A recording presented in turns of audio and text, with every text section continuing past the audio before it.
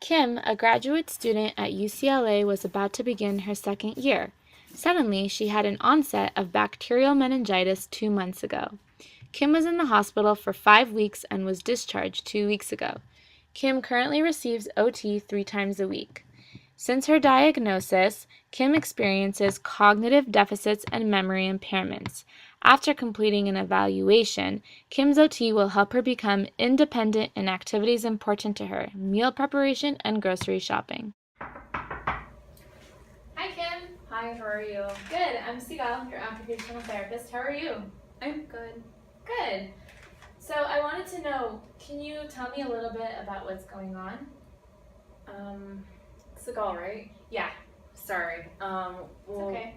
where do I begin? Like, ever since I've been diagnosed with bacterial meningitis, I just can't seem to remember things anymore. And things that were once second nature for me are just hard. Right.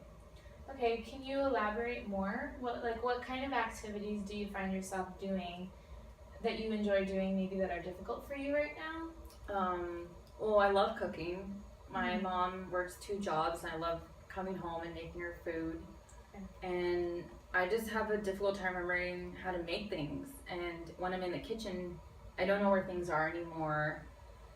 And it's frustrating, especially when I go grocery shopping too. I don't even know why I'm there. I go to the same aisle and I pick the wrong things.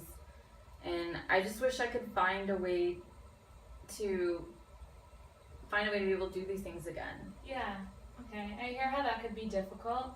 And with occupational therapy, there are actually a lot of changes and strategies that we can make while you're cooking and while you're going grocery shopping so that you can go back to doing those things with more ease.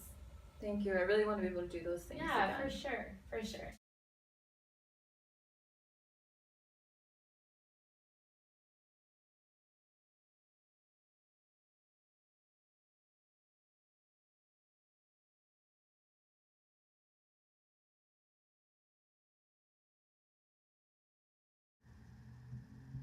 The first 10 minutes of the session will consist of Kim finding her favorite recipes online.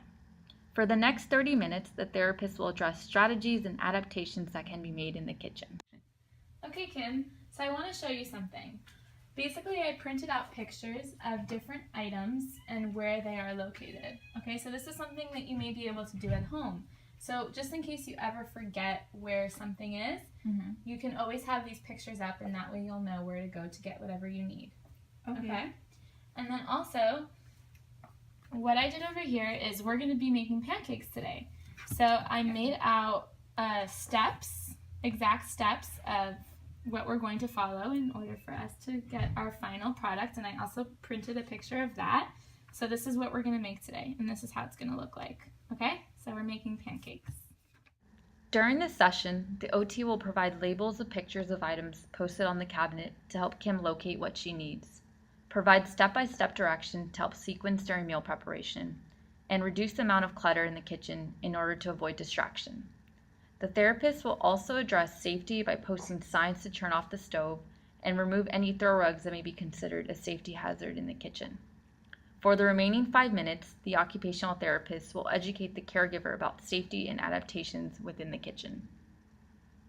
Okay, so I'm going to tell you about changes that you should probably think about making in the home for Kim. Okay. So it would be very helpful to, all over your kitchen as best as you can, maybe to post pictures or labels of where certain items belong so that she has an easy time just being able to locate it in case she may forget. Okay? And then another thing you could do is for recipes that she enjoys to make a lot, maybe you can make really easy to understand step-by-step directions so that way she could follow it in order, whatever she wants to make. Okay?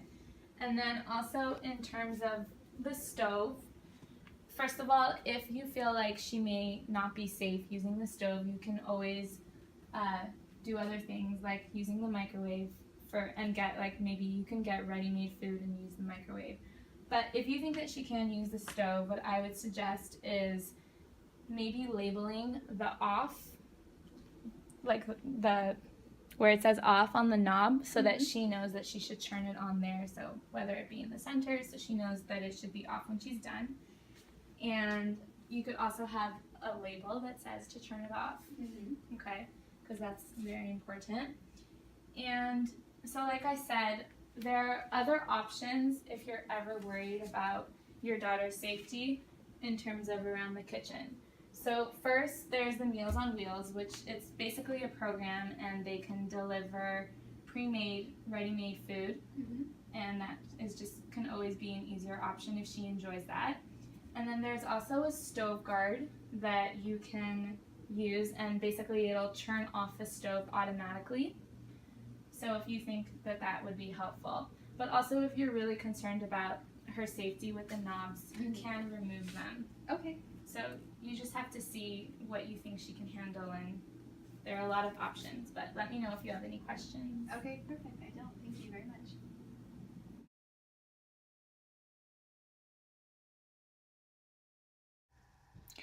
Due to cognitive deficits and memory impairments, Kim has a difficult time shopping, such as when selecting necessary items and remembering what to buy. For the second intervention, the therapist will provide external memory aids so that she can shop more efficiently.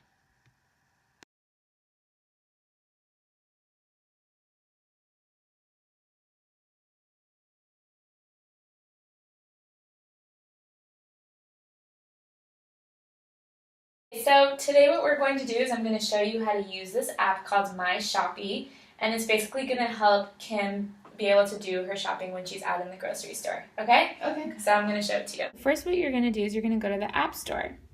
Once you get the app, you're going to open it up, okay? And then it gives you a list of stores that you can purchase stuff from. So let's go to Whole Foods because that's the one we found to be closest to you. So now what you do is you can either search it, or you could go down to this bottom button that says Items, and then you can actually select anything that you want from here. So let's say we want to get fruits, okay? Now let's say we want to get an apple and a banana. So all you do is press apple, and then you see over here there's a red 1. That means that you just put 1 in your shopping cart. And then you could do a banana, and now there's 2. And then what you do is you press this button that shows a picture of a shopping cart, and that'll show you your list, okay? So then what you do is you just select apple once you got your apple and banana, and that way you know that you already purchased it and it's in your shopping cart. Do you want to try it now? Sure. Okay. Okay, so I go to items and You can go back if you want to select something else besides for fruits. okay, I'll try fruits again.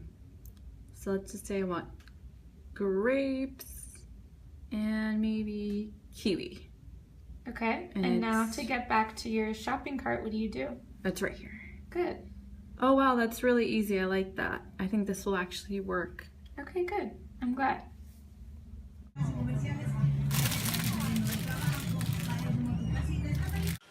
Okay, so also I wanted to provide you with a map. So I found that the nearest grocery store to your house is Whole Foods, okay? And so basically I made a very detailed map of every aisle in the grocery store and what items you can find in every aisle, okay? So you can have this. Wow, that's really helpful. Yeah. And also I spoke to one of the employees there, and they said that whenever you go in, you can always ask them and they'll take you exactly to where you need to go to find whatever you need. And I would also suggest that you try going, when you go grocery shopping, try going either like a little bit earlier in the morning or later in the evening, because I know sometimes grocery shopping can be distracting with everyone there. So that'll probably be better. Okay? Let me know if you have questions. And also, you can do online shopping at Whole Foods and Vons, and here is a piece of paper with information on where you can go online to do this. So sometimes if it may be easier to just do shopping from home, you can do that too. That's also an option. Oh, wow, that's super helpful now. Yeah. Okay. Thank you.